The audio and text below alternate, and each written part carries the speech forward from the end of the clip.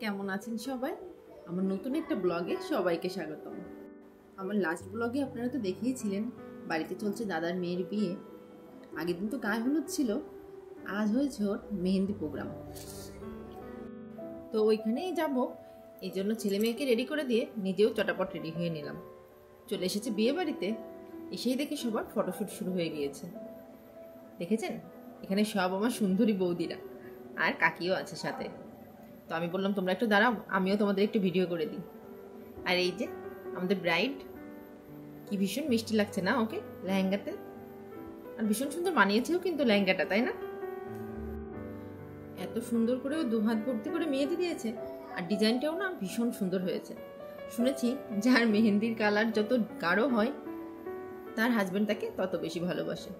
তো আমরাও সবাই চাইবো বৈশাখীর হাতের মেহেন্দি যেন একদম লাল টুকটুকে গাঢ় হয়, তাই না বলুন?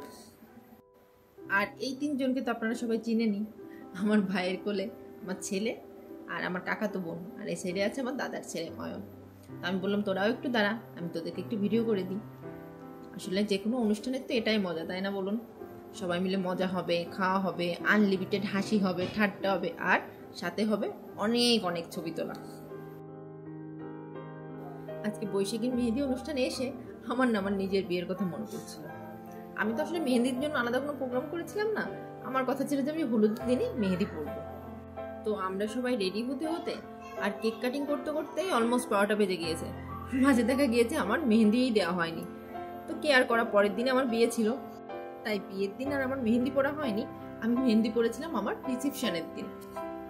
তখন নিজেকে এটা বলেই সান্ত্বনা দিয়েছিলাম, যাক বাবা, বিয়েতে পড়া হয়নি তো কি হয়েছে, রিসেপশনে তো পড়া হলো। আর এদিকে সবাই তুলছে বৈশাখীর সাথে একটু করে ছবি। তো আমি ভাবলাম ঠিক আছে আমিও যাই, একটু ছবি তুলে আসি। তো আমার ভাইকে বললাম চল আমরা যাই। আর ওদিকে আমার মেয়ে তো আগেই উঠে পড়েছে। এই যে এখন আমরা একটু ওর সাথে ছবি তুলে নিলাম। আসলে আমরা তো সবাই জানি যে খুশির মুহূর্তটা যদি নিজের প্রিয়জনদের সাথে শেয়ার করা যায় তাহলে সেই খুশি হয়ে ওঠে আরও দ্বিগুণ। আর বিয়ে তো আমাদের মেয়েদের জীবনের একটা অনেক বড় অংশ। আর এই খুশির দিনগুলো যদি নিজের কাছের মানুষদের সাথে শেয়ার করা যায় সেক্ষেত্রে খুশিটা হয়ে ওঠে ভিন্ন মাত্রার, তাই না বলুন? তাই তো আজ এখানে সবাই এসেছে ওর আনন্দের সঙ্গী হতে। আর এই যে পমা, পমাকে দেখতেও কিন্তু ভীষণ মিষ্টি লাগছিল। এই যে এখন এসেছে অর্পা, আমার কাকাতো বোন। তো আমি বললাম ঠিক আছে তুইও যা, একটু ছবি তুলে আয়, আমি তোর একটু ভিডিও করে নিই। আর পাশে যে আছে উনি আমার বৌদি। তো সবাই মিলে বসেছে, আমি ওদের একটু ভিডিও করে দিলাম। সবাইকেই ভীষণ সুন্দর লাগছে আসলে দেখতে। আর এদিকে আমার মেয়ে পমার সাথে আবার একটু নাচও করে নিচ্ছে সুযোগে। আসলে ওর মাথায় সবসময় ঘুরে নাচ, মানে ও সবসময় হাঁটে চলে আর একটু মিউজিক হইলে সাথে সাথে নাচ করে নেয়। ছোট মানুষ তো, আসলে ওদের এই বয়সটাই ভীষণ সুন্দর। আর সব থেকে বেশি হ্যাপি আছে আমার এই ছোট্ট ছানাটা। মানে ও প্রতিদিনই ভাবতেছে যে কি হচ্ছে এখানে, এত লোকের গ্যাদারিং। আর সে তো ভীষণ খুশি, মানে বাইরে গেলে তো তার আর কোনো শব্দই আপনি শুনতে পাবেন না, রিল্যাক্স একদম সে। এই যে এখন মার কোলে বসে আছে। আর সব বাচ্চারাই কিন্তু ঘুরতে বেশি পছন্দ করে, তো আমার ছেলেও ও ঘুরতে ভীষণ পছন্দ করে। আর একবার মামার কোলে একবার দাদার কোলে, তার তো আনন্দের কোনো শেষই নেই।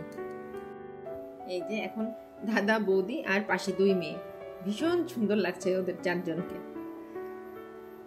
আর এদিকে আমি আর আমার মেয়েও একটু ছবি তুলছিলাম।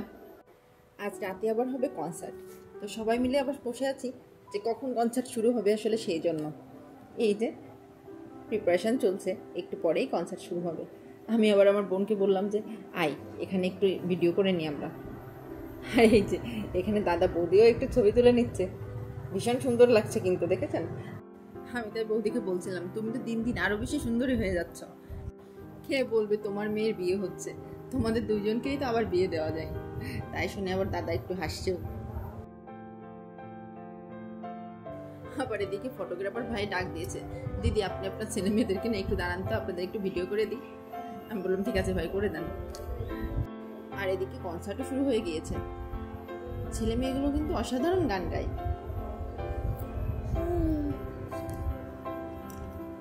আর এদিকে আমার ছেলে আর আমার মেয়ে করছে খুনসুটি। ও ও আজকে তো আপনাদেরকে খাবারের মেনু দেখাতে ভুলেই গিয়েছি। আজকেও কিন্তু ফুচকা ছিল আনলিমিটেড। আমি ভিডিও ক্লিপ নিতে আসলে একদমই ভুলে গিয়েছি।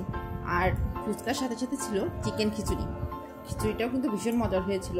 যদিও আমি আপনাদের সাথে ভিডিওটা শেয়ার করতে পারিনি, কিন্তু খিচুড়িটা খেতে হয়েছিল ভীষণ মজার। এত সুন্দর কনসার্ট হচ্ছিল, কিন্তু আমার ছেলে মেয়ে এত অস্থির হয়ে গিয়েছিল যে আমি আসলে শেষ পর্যন্ত থাকতে পারিনি। কি আর করার বলুন, বাচ্চার মা হয়ে গেলে আসলে ওরা তো আমাদের ইচ্ছে মতো চলবে না, আমাদেরকে ওদের ইচ্ছা মতো চলতে হয়। এই যে সবাই মিলে এখন আমরা বাড়ির পথে। বিদায় নেব এবার আপনাদের থেকেও। সবাই ভালো থাকবেন। দেখা হবে সবার সাথে পরবর্তী একটা ব্লগে।